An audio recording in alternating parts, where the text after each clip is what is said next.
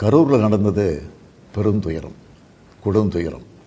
இதுவரை நடக்காத துயரம், இனி நடக்கக்கூடாத துயரம். மருத்துவமனைக்கு நான் நேரில் போய் பார்த்த காட்சிகள் இன்னும் என் கண்ணை விட்டு அகலலை.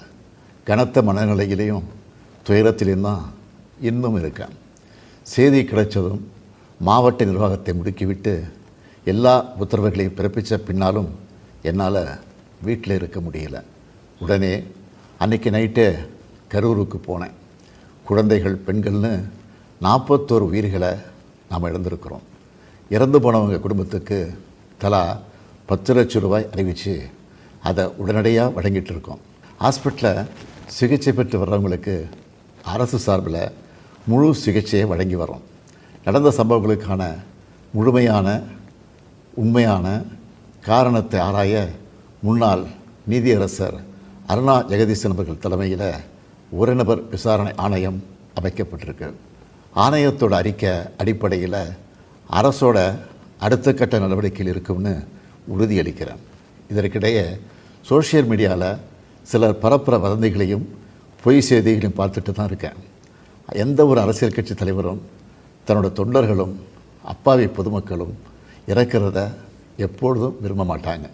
இந்த சம்பவத்தில் உயிரிழந்தவங்க எந்த கட்சி சார்ந்தவங்களாக இருந்தாலும் என்னை பொறுத்த வரைக்கும் அவங்க நம்மளோட தமிழ் உறவுகள்.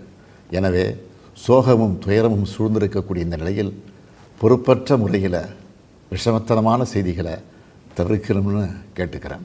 அரசியல் கட்சிகள், பொது அமைப்புகள் இது போன்ற நிகழ்ச்சிகள் நடத்தும்போது இனி வரும் காலங்களில் எத்தகைய பொறுப்போடு நடந்துக்கணும்ன்ற விதிமுறைகளை வகுக்க வேண்டியது நம்ம எல்லோருடைய கடமை.